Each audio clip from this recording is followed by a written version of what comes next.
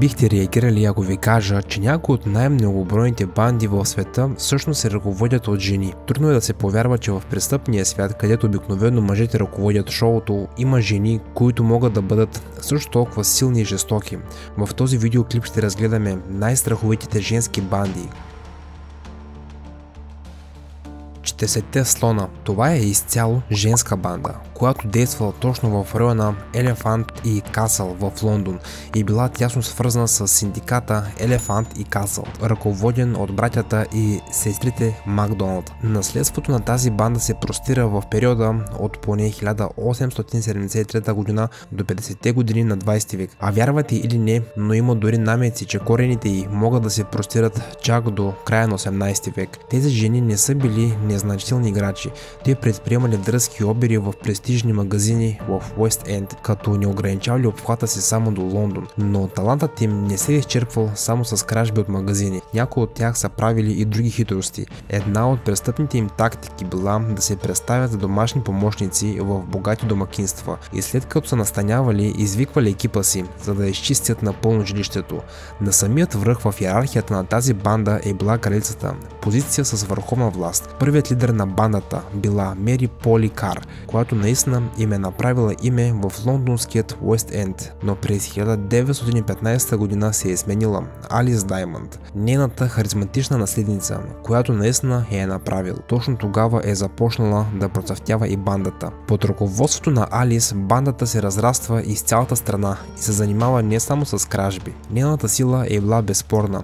Диамантените пръстени на пръстите и не са били само на показ, а всъщност са имали солидна сила, но това, което наистина я е правила успешна, е било нейният хитър ум, а не само нейната мощ. Тя е била мислител и е взела първите автомобили по това време и ги е използвала, за да направи операциите на бандата далеч по-големи от Лондон. До началото на 20-те години на миналия век те били навсякъде, чак до Ковантри и Ливърпул, и сякаш репутацията й, направи се сам, вече не е било страшно. Диамантената Ани е имала още един трик за сплашване в ръкава си. По това време тя е била забележително висока, 1,75 м, и е била доста внушителна фигура. Това е било във времената, когато средният ръст на момичетата е бил едва около 1,67 м. Британската преса дори я е наричала Диамантената Ани, свирепа и мощна фигура, често сравнявана с войнствената амазонка. Алис била и главният вдъхновител зад кулисите. Тя е измислила кодекса на домакинята, пълен набор от правила, които са регулирали съвместната работа на бандата. Това е включвало неща като това да се увери, че всеки получава справедливия си дял от плячката, да се грижи за семействата на членовете на бандата, които са били затворени, и да се увери, че всеки има солидно алиби. Всичко това е част от системата за взаимопомощ на тези дами. Сега, нека да разгледаме престъпния начин на действие на бандата. 40-те слона са имали наистина хитър начин за кражба на вещи, който е работил перфектно с нагласите и модата на времето.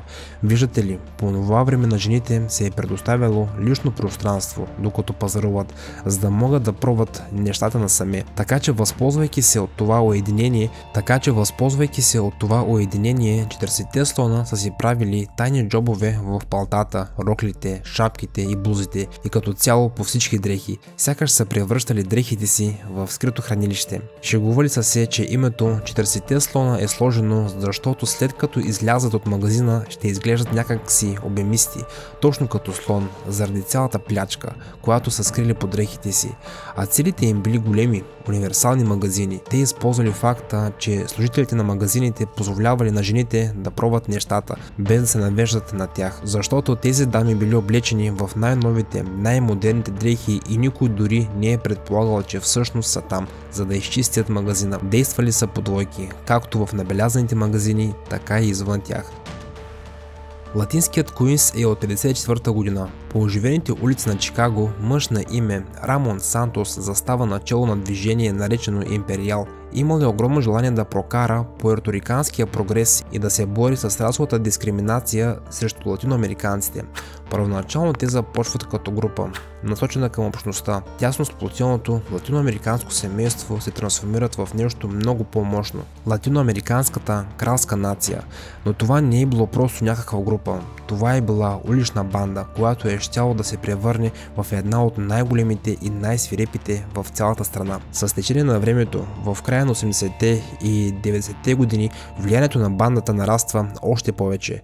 Масовото нарастване на броя на лишенията от свобода стимулира зловещата им експанзия. Зад решетките те не просто изчакват, а набират хиляди нови лица и усъвършенстват своите собствени правила. Историята на бандата е белязана от интензивно насилие в САЩ, който включва толкова невероятни престъпления, че биха могли да бъдат извадени от художествената литература. И точно тук се появяват латиноамериканските кралци. Добре, нека се върнем малко назад, за да добием цялостна представа за това как дамите се вписват в тази бандитска сцена. И така, през февруари 2002 година латиноамериканците се появяват в Испания. Пристигайки в Мадрид, човек на име Ерик Валастиги от Еквадор е движеща сила за разрастването на бандата. Той прави всичко възможно да набира хора наляво и надясно, за да създаде испанско племе на бандата. И познайте какво, сред първите му вербувани е една испанка на име Мария Оливер Торес. След като Валестиги и кимва, тя поема ръководството и дава началото на латиноамериканските кралци, женският аналог на бандата.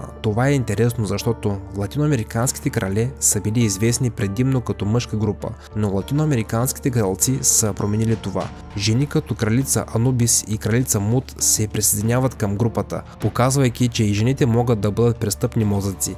Бандата работи като прецизно настроена машина с ясна структура, която обхваща национално, регионално и местно ниво. Подразделенията са се разширили надлъж и нашир, простирайки се в 34 щата, а членовете им се оценяват от 25 000 до 50 000.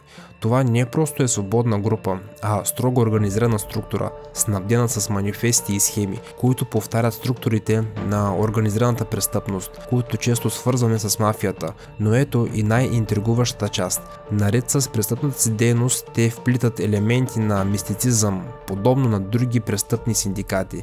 И точно както тъмно огледало, незаконните им операции се въртят около търговията с наркотици. Тези съдружници на латинския крал не се притесняват от интензивни действия, те са в нея до край, като се занимават с редица незаконни дейности, включително търговия с наркотици, контрабанда на оръжие, извършване на убийства и изнудване. Нека поговорим за Сиренас, женска банда, която е точно там по активност и по опасност. Те са важни, тъй като по същество са женската страна на известната банда Серано. Сиренас започват като своеобразна свободна банда в калифорнийските затвори, но с течение на времето се превръщат в пълноценна престъпна мрежа, която действа в световен мащаб, както вътре, така и извън стените на затвора. В основата на идентичността на Сиренас лежи непоколебимият ангажимент за осигуряване на безпрекословна вярност към мексиканската мафия, особено към картела от Персийския залив. Те са всеотдайни, независимо какво би се наложило, дори ако това означава да рискуват живота си. Въпреки че са с корени главно в южните части на Калифорния, тъмното им влияние се простира чак до източните части на Ню Йорк. Тези групировки са силно замесени в различни престъпни дейности, от убийства, трафик на наркотици, трафик на хора и изнудване. Така че ето какво се е случило. По-голямата част от екипажа на Сиренас се е състояла от момчета, без съмнение.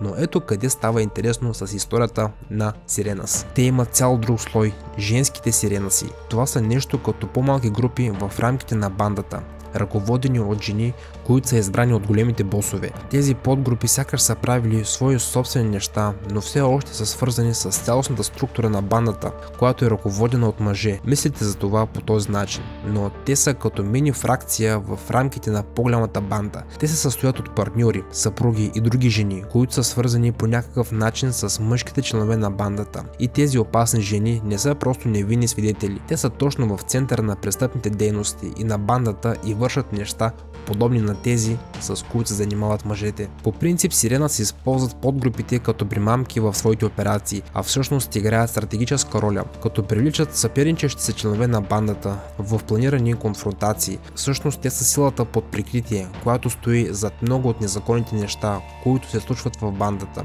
Например, те управляват всички сложни детайли от дейността на бандата. Те са затворени, като финансовите въпроси и важните комуникации, като гарантират, че нещата се движат гладко. не само мъжете, но има и опасни жени, от които си струва да стоим по-надалеч. Вие знаете ли за тези групировки, приятели? Ако сте знаели, бих се радвал да коментирате коя групировка най-много ви хареса и най-много ви допадна.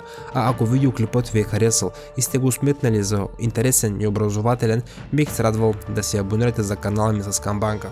Очаквайте съвсем скоро много нови и интересни видеа.